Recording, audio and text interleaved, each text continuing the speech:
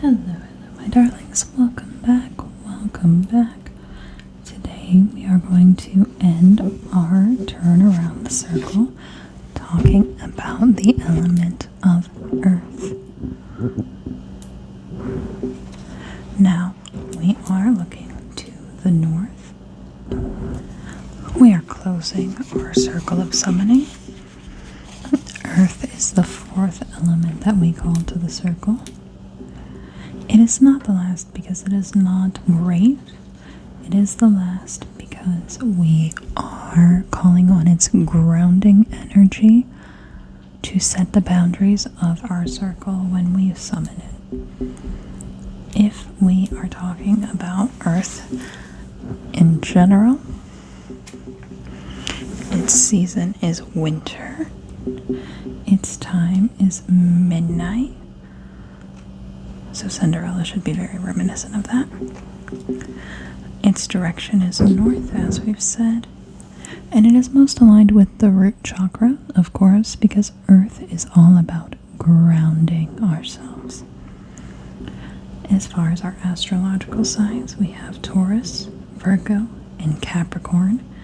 And then for planets, we actually have Venus and Saturn, which is an odd combination. If we think about the Greek and the Roman myths, Aphrodite was born of the sea foam and jumped straight out fully born on her own as a goddess. She is from the water, but she sprung up from the water on Earth and took its magical energy to form herself.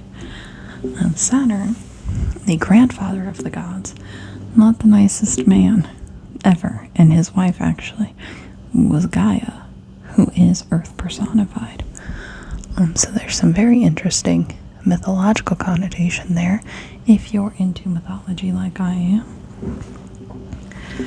But moving on to colors, we have, of course, as you would expect, green, brown, black, gold, and white being colors there.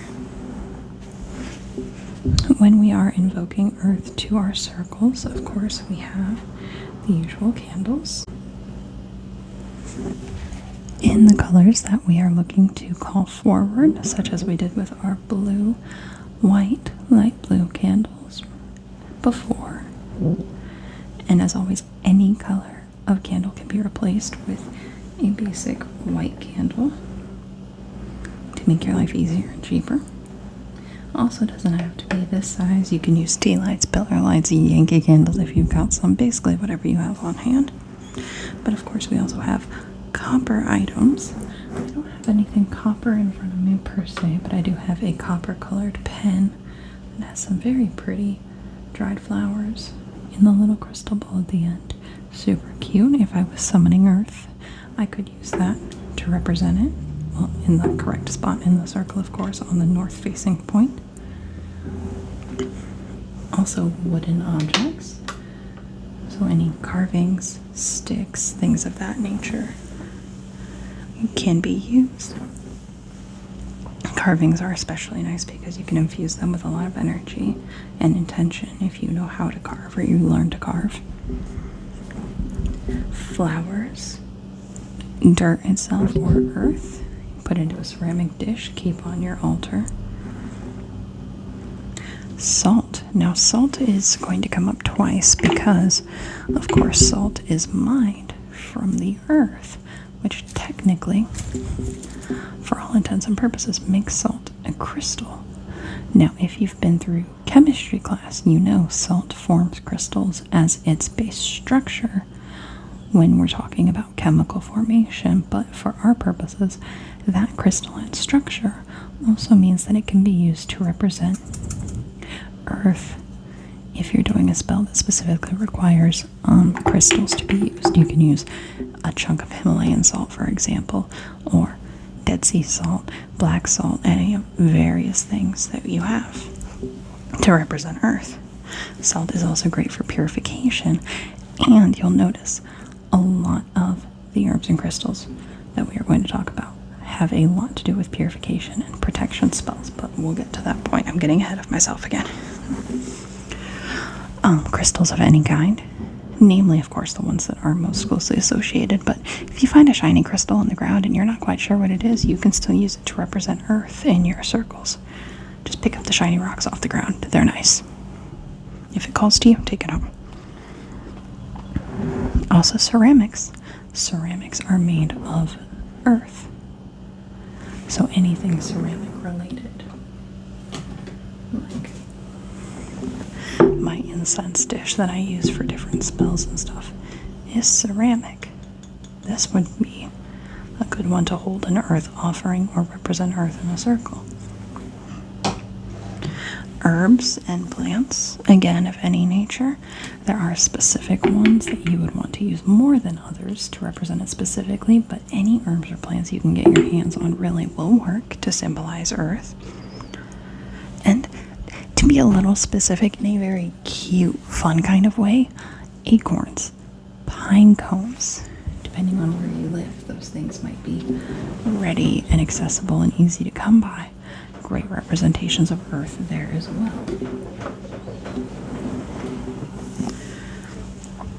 And when we are summoning that earth energy, when we are reaching out to the earth, I'm going to pause for a second. The cat's being a little loud. Okay, I think she's done. That didn't take as long as I thought. Nope, there she goes again as soon as I start talking. What else is new? Just try to ignore it, I guess. But when we think about earth energy, it is all about grounding. That is not why we call it the ground. However, sorry for the pun, earth energy centers us. Grounding yourself in earth is like going outside barefoot and wriggling your toes around in the grass and closing your eyes and just feeling, standing quietly, letting your energies inside you flow down into the earth, and the energies of the earth flow back up into you like an open circuit, just looping around and around. You're sharing your energy with the earth, and the earth, as our mother, gives back.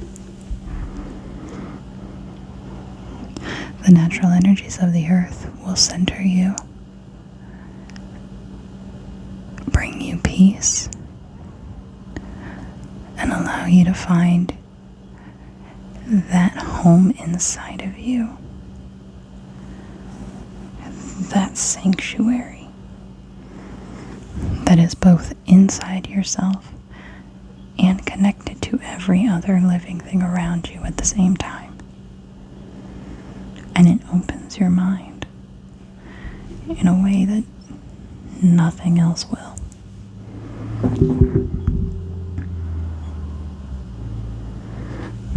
Now, when we talk about symbols for earth, we have animals, of course, empathy, death, but also life. Because as our life comes from the earth, as what we eat, what sustains us comes from the earth, the only way we live is from the earth. To the earth we must return as well when our time is up, and we become part of the cycle to bring life to the next generation. And it's an endless flow of energy over and over again that's been playing out since the dawn of time and will keep going long after we are gone. Earth also symbolizes fertility, often called the womb of the mother. Earth is. Foundations. That's part of that grounding energy. Strong foundations for us to stand with our 2 feet, for us to build on top of. Healing. Earth is that slow healing. You know, you break a bone, it takes a long time to heal. But when it heals, it's formed all kinds of new foundation and healed itself in such a way that it'll be harder to break again. Nature, of course. Also prosperity. The symbolism of things growing. All of our prosperity comes from the earth. If it was not for the earth and the bounties it gives us, we would have nothing to prosper from. We would be barren. We would not be here. It is also a symbol of rebirth. Like how the trees and plants go dormant every winter and come back every spring. The endless cycle of life. Security and stability. Ties back to that foundations. Earth is stable. Out of all the elements, Earth is the least to change. It has the least turnover. You may say, well, what about the oceans? Water beats on a rock long enough, the water will win. But water also changes into ice, into steam. Earth comes in multiple forms, but it does not change forms as freely as the water. It is, and oftentimes, the most stubborn, if you want to think about it in those terms. It is, of course, a symbol of strength for those same reasons, but also a symbol of understanding and wisdom. Think about a library. Large, sturdy, built to last, full of books, all of that knowledge housed in these massive buildings, stretching back to the beginning of mankind learning how to write things down. And for most, not all, because animal products were used, but most of human history, we write knowledge down on trees. Paper. Covers used to be made of tree bark. Big, thick slabs of it. Covers to this day are still often made of leathers. And both of those are earthly symbols. So the earth is literally the oldest way of storing knowledge that we have outside of passing generational stories, which can be lost and altered to time. The written word lasts forever as it is, because copies of books can be made. Knowledge can be given through the generations over and over again. And Earth contributes a huge amount to that. Moving on to crystals, we have moss agate, doubly purposefully named. Beautiful green color. This is an unpolished piece. Nice and raw, beautiful green. We also have jet, which is this right here. Lovely silky black, actually very lightweight, beautiful sheen and color to it. We also have emeralds, olivine, black tourmaline, onyx, salt again, and jade.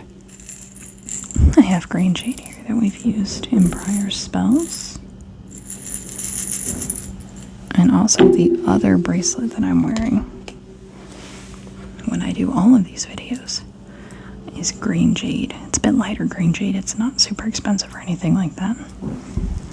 And actually, one of the fun little tidbits I found when I was researching for this video is that when worn, green jade on a Scorpio specifically is said to enhance intuition. And every time I do a tarot reading or anything like that, I'm wearing that bracelet. So I unknowingly was giving myself a little boost.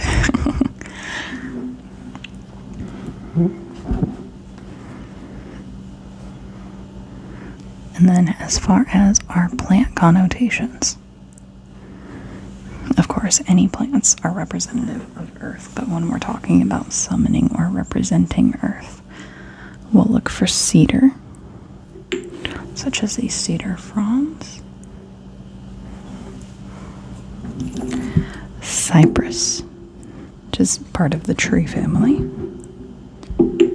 any types of grains, so barley, wheat, rice, technically, anything of that nature, any grains are good. Honeysuckle. Oh, if you haven't smelled honeysuckle blooming fresh in the summertime, it is divine. Beautiful, beautiful scent, and it grows so lovely. Nice vine. Not too clingy, not too destructive on property from what I've seen, but it is a wonderful plant.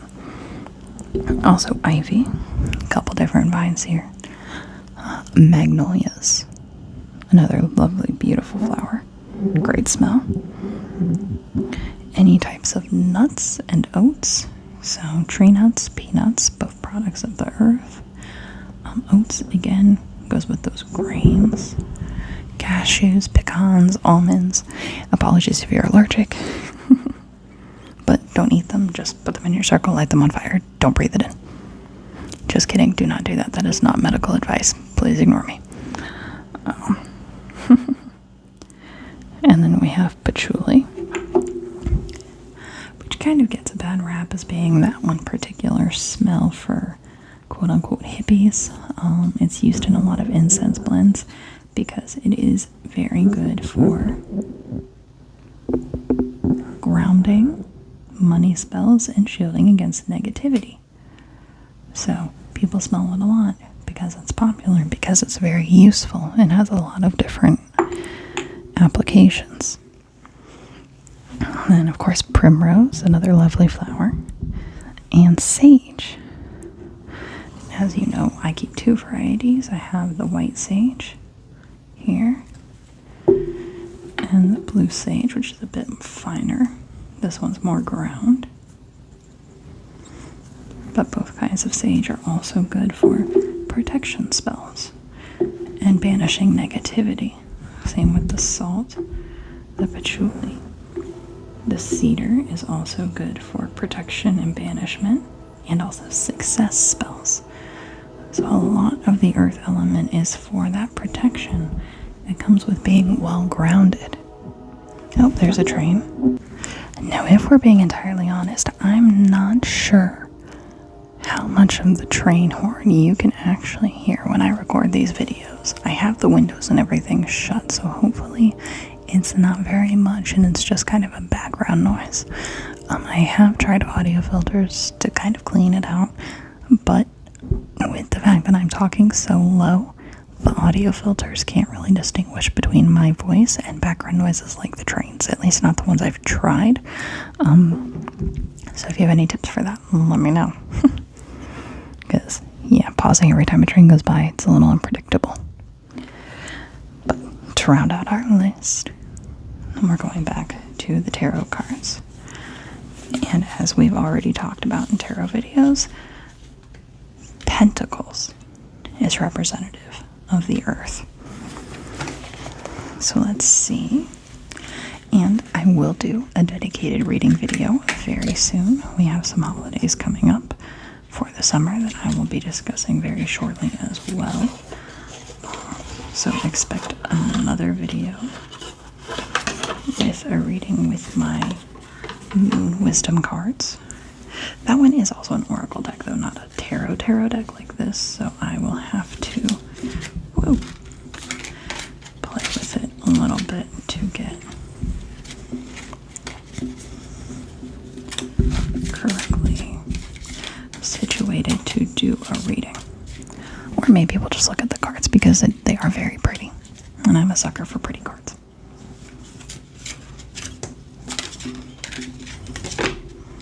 Well, this is just not going well.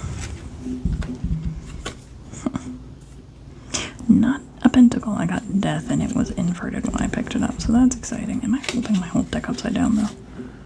I am. It doesn't count as an inverted card if you take the whole deck out of the box upside down. Let me just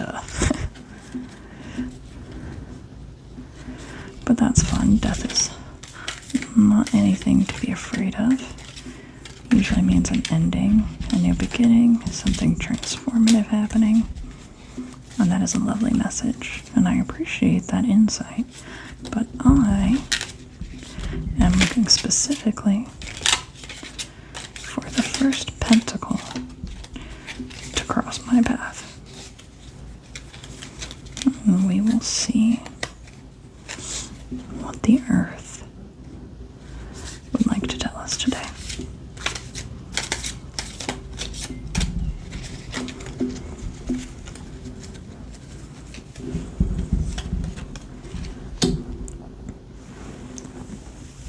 First card again, and as you guys saw, I dropped the cards many times and I have not paused this once since I started shuffling, so I'm getting really good at that. Thank you, Jade Bracelet. So 9 of Pentacles is going to be our card.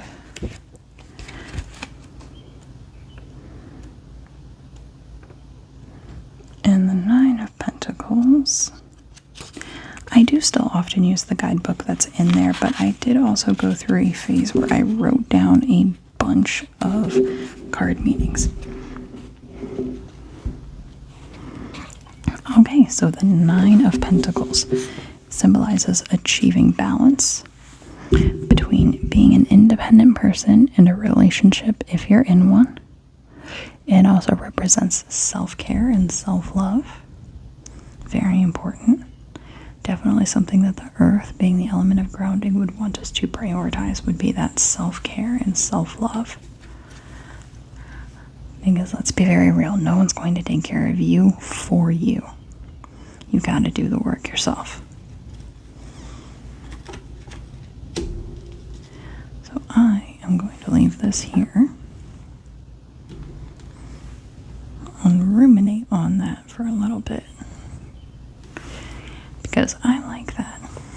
As I've made wisecracks about before, I am not necessarily the best person at taking care of myself, so I should probably think on that a little bit. So let's do that for a minute. We're going to meditate together on this card, the lovely 9 of Pentacles, and the meaning and the elements and what this can mean for us going forward. Let's take a couple deep cleansing breaths.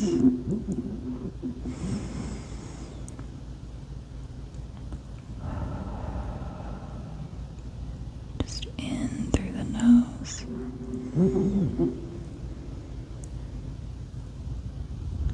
Out through the mouth.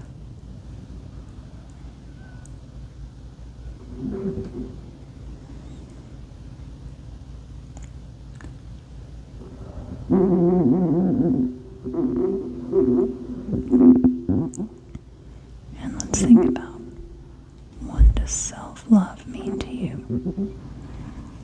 It is not just as simple as, oh, I love myself. It's about how you care for yourself. It's about taking the time to sleep, to stay hydrated, to know when to put up boundaries, to know when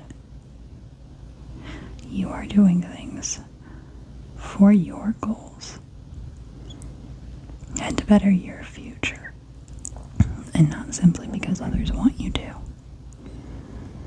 It does not necessarily mean being selfish with all of your time and attention, because giving can also be a form of self-care, if that's part of your love languages. But it does mean knowing that you are the only person looking out for what's in your best interest all the time, and no one can take care of you for you, and you have to do what you can to avoid burnout and overworking yourself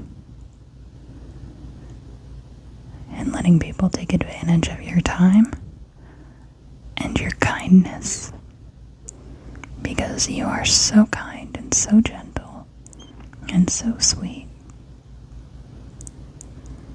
And as much as I would love for the universe to look out for you, we have to be responsible for looking out for ourselves. The universe can't do all the work.